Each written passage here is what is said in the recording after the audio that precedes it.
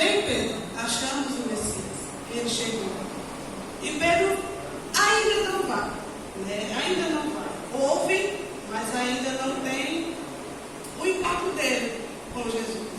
Porém, mais para frente, Jesus está lá pregando, né? E pede a Pedro para usar um dos barcos dele, né? Jesus tem suas estratégias, né, que a gente nem imagina. Ele diz assim: empreste seu barco, que eu quero falar a multidão aqui em cima do seu barco. E Jesus olha e vê que eles não pegaram nada aquela noite, né? Precisava Jesus falar, Jesus já sabia, precisava nem Pedro abrir a boca, né? Mas Jesus diz assim: lance a rede. E Pedro olha assim para ele, como quem diz assim: Senhor, de pescaria que eu entendo. Isso estou eu falando, viu, irmão? Está na Bíblia. Mas Pedro diz a ele: Senhor, nós pescamos a noite toda. Como quem diz assim: de pescaria eu sei o que eu estou falando, eu sou pescador desde a minha juventude, né? Então, mas aí ele olha para Jesus. Que palavra Jesus usou, a Bíblia não disse, mas com certeza foi uma palavra de autoridade e poder, porque Pedro diz assim: sobre a tua palavra, aleluia, né? Então Pedro vai lá, vai fazer o que Jesus ordenou, pesca, e a rede vem transbordando de tantos peixes que eles não conseguem nem colocar no barco, né? E a bênção não chega ali só para Pedro. Se a gente presta atenção no texto, alcança todos os pescadores que estavam ali por perto.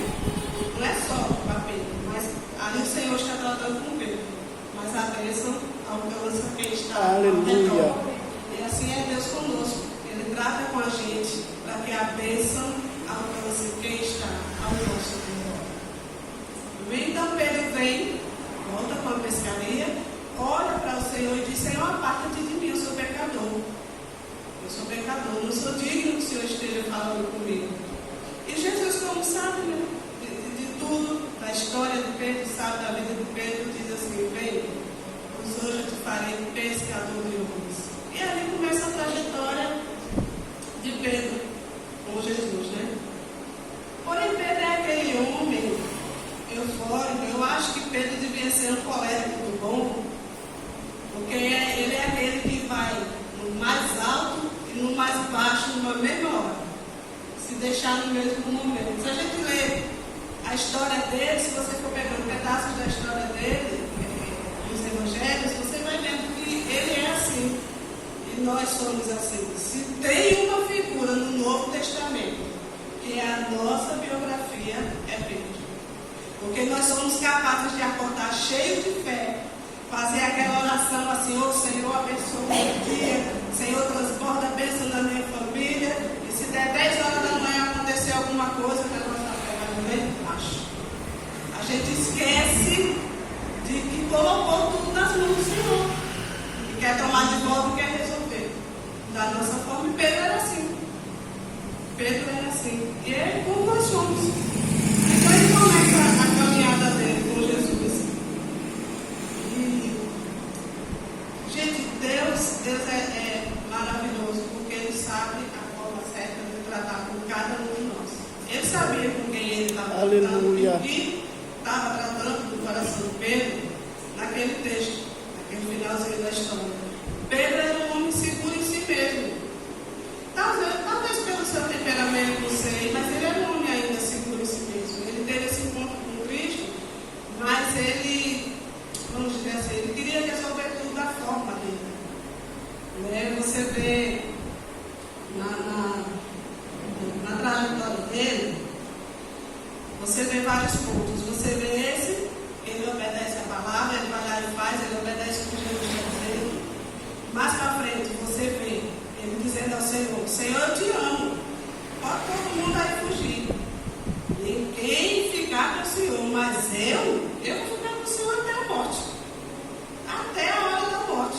Aí o Senhor: Pedro, não te engana, Pedro, antes que o galo me negar 3 vezes, querendo mostrar para Pedro que a segurança de Pedro não era nele mesmo, como nós, conosco. A nossa segurança está no Senhor, irmãos. Aleluia! Glória a Deus. E quando a gente tenta vou usar uma palavra brasileira, dar o nosso sofrer mais um pouquinho numa tribulação que poderia já ter deixado o Senhor resolver. É verdade. Aí a gente vai passar um pouquinho mais, porque tentou resolver do nosso jeito. E Pedro fazia isso, ele corta a orelha do soldado. Um pouco antes, Jesus, quando começa a falar da sua morte, ele diz: Senhor, envia anjos. Senhor, não, vamos fazer uma tenda. Quando ele vê lá o Senhor lá no monte, falando com Moisés e Elias, aí ele quer fazer uma tenda. Pedro, irmãos, era judeu, então ele queria um Cristo também que resolvesse o problema político da época. Ele não estava pensando só no céu, ele estava pensando na terra também, porque os judeus querem um Cristo assim, por isso que esperam até hoje. Eles até hoje esperam, porque eles querem um Messias que resolva o problema terreno. Mas Cristo não veio para isso, Cristo veio para resolver o problema eterno. Ele veio para nos levar de volta para casa. Aleluia! Para refazer uma aliança que foi quebrada lá no jardim, onde só ele poderia fazer isso. Só ele poderia fazer. E Pedro não tinha entendido ainda isso. Queria resolver tudo da forma dele. Caminha mais um pouco, chega o momento da crucificação e Pedro faz essa declaração que ele ama e que ele vai até o fim, e isso, que aquilo outro, justamente pelo seu temperamento e comportamento. E o Senhor diz aí: Pedro, te aquieta, Pedro, ainda que o galo cante, tu me negarás 3 vezes. É quem que achava, como eu, que o galo que fala aqui é galo mesmo? Todo mundo, né? Eu achava também. Por isso que é bom estudar, viu? Porque não tem nada de galo aqui.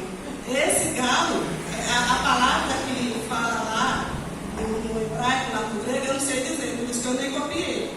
Mas, aqui está falando da tropa da guarda, irmãos.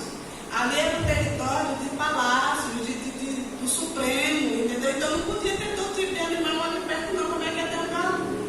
Aí eu fiquei, aí fui buscar, saber que danado de galo era esse que cantou tão direitinho. E como é que o cara ia cantar o dia todo, então, de 3 em 3 horas? Mas não era troca da guarda. E como era, não sei se uma sirene, alguma coisa assim, não sei dizer, aí na tradução colocaram galo. Mas até agora eu achava que era um galo mesmo. E cantava lá, e que quando Pedro negou, né? Mas aí Pedro se afasta, chora amargamente, né? E sai um pouquinho de cena. Você não vê, dá um tempinho, você vai ver agora a história de Cristo, né? A crucificação, tudo que acontece. Você não vê os discípulos nem lá, você vê as mulheres.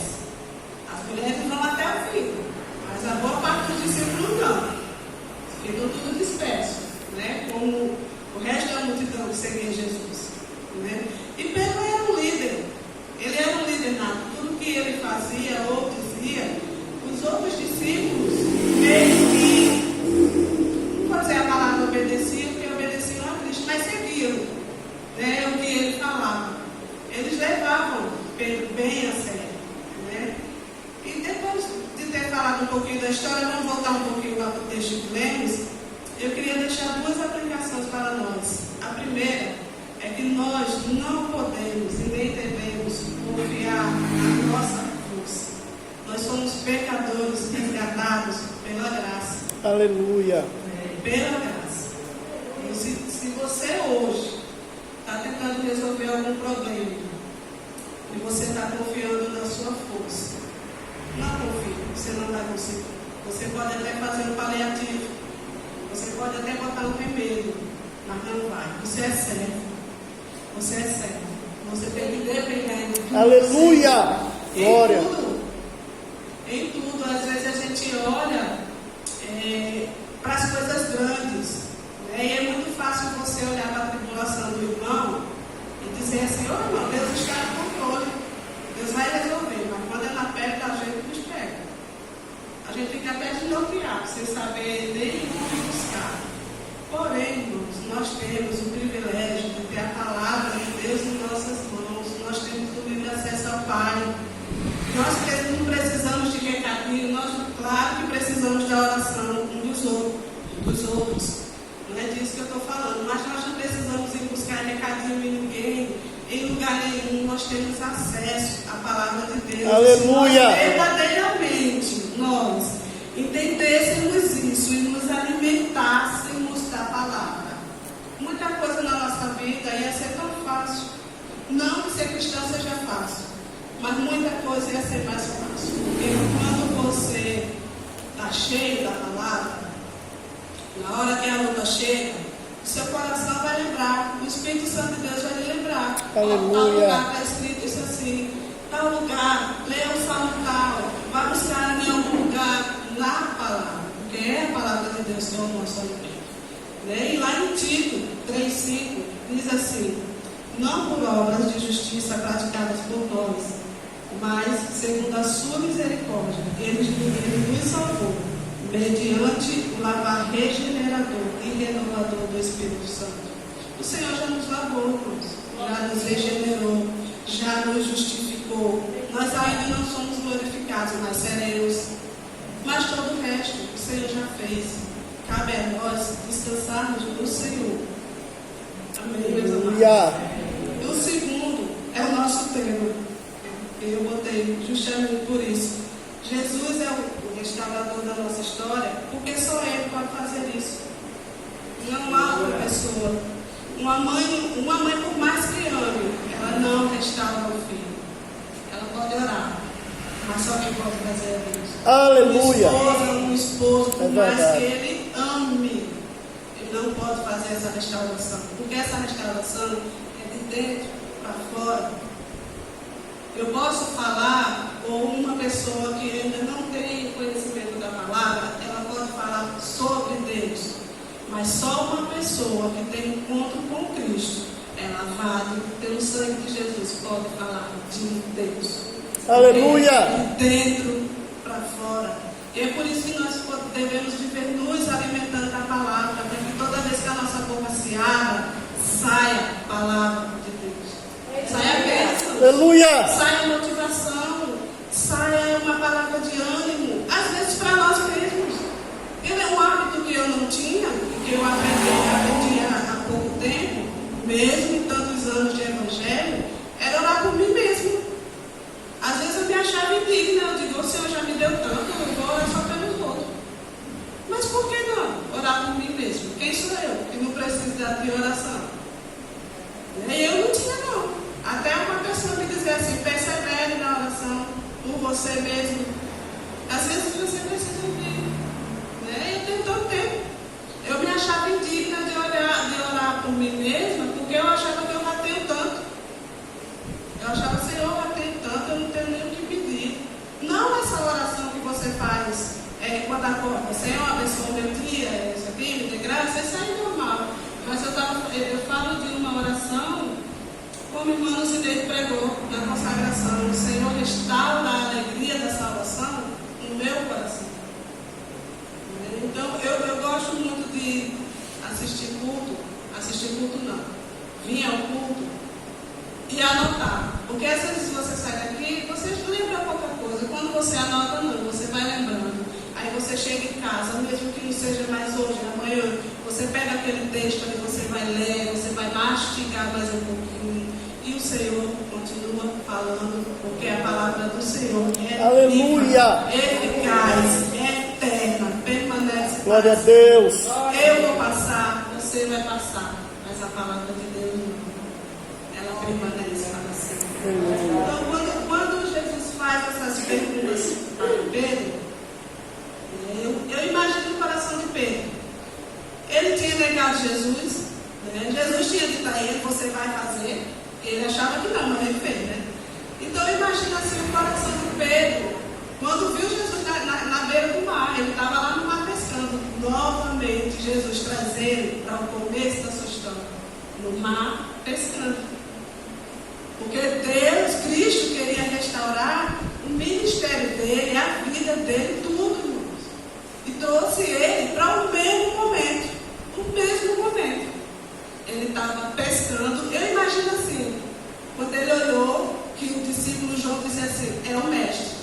E ele se joga no mar, porque está pescando. E eu imagino como o coração dele ficou, disse, pronto. Não. Minhas palavras, eu pensaria assim, é agora que o Senhor vai me pegar e eu falei,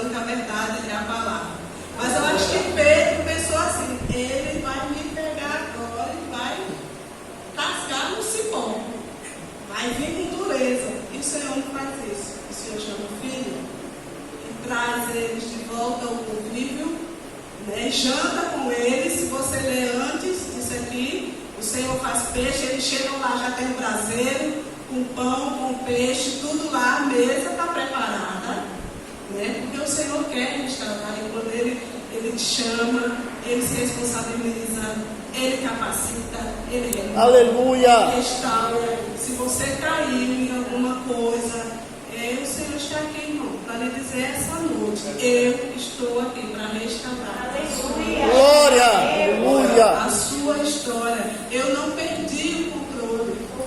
É lindo ver os irmãos. Deus não perde. Aleluia. Deus não perde. Eu imagino o coração de Pedro naquela hora. Ele disse: meu Deus, mas foi. Até porque ele era impossível, né? Pedro é bem impossível, ele foi. Quando o Senhor faz essas perguntas para ele, na primeira vez: Pedro, tu me amas? Ele diz: sim, Senhor, eu te amo. Mas não é o que Cristo ainda queria ouvir. Ele diz: apacenta os meus cordeirinhos, crianças, na igreja. Cuide, porque é o futuro da igreja. Não é criança só como um incômodo, só como um barulho. Entendeu? Não é, gente. Não é. É a geração que nós temos que deixar a palavra de Deus plantar. Nós vamos passar, nós vamos morrer. E aí? E aí? Então, quando Pedro diz o primeiro sim, não é o que Cristo ainda queria dele. No segundo, o Senhor já faz uma pergunta mais pessoal. Porque no primeiro ele pergunta: Pedro, tu me amas mais que os outros? E ele diz sim. Mas eu acredito que ele diz esse sim, lembrando do que ele disse antes. Antes da crucificação, ele também disse sim. Senhor, eu te amo mais que todo mundo aqui, ó. Pode esse discípulo tudo correr, que eu vou ficar com o Senhor até a morte. Conversa.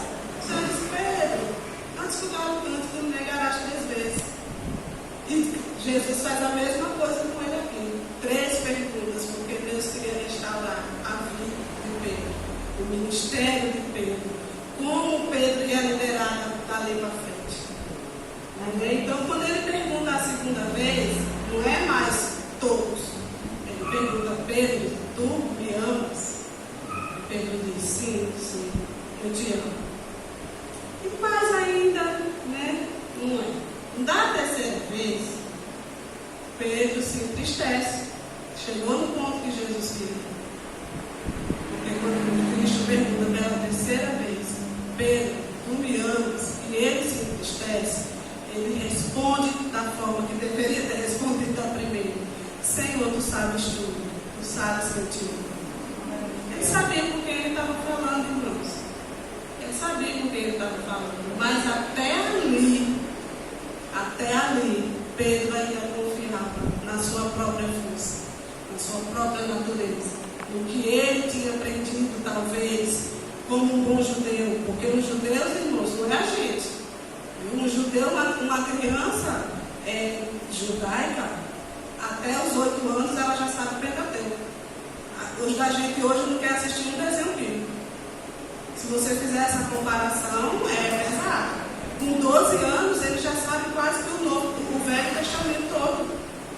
Não é misgraça, não é, pastor? Verdade? É desse jeito, entendeu? Eles levam a sério.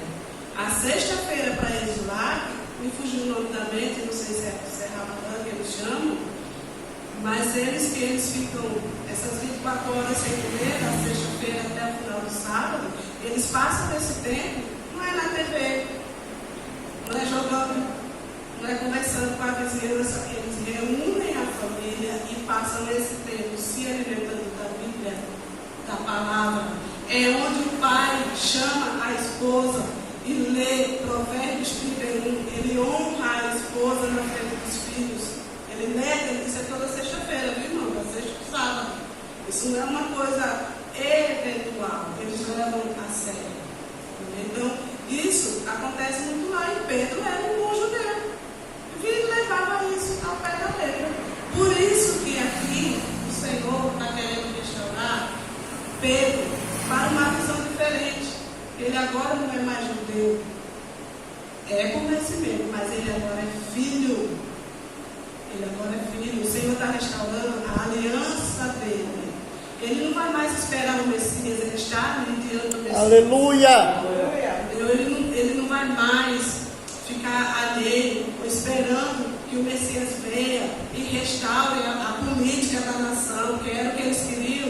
O Messias viesse libertar o povo lá de Roma, da história lá, de todo o sofrimento que tinha lá. Mas o Senhor veio com outro propósito. O Senhor veio para restaurar toda uma geração, desde Adão até o último dia. Os escolhidos do Senhor, que já estão separados, vão ter esse momento de serem resgatados, Aleluia. restaurados pelo Senhor. Amém? E nós podemos louvar a Deus que nós já fomos alcançados, mas ainda tem muita gente, irmãos, que não foi.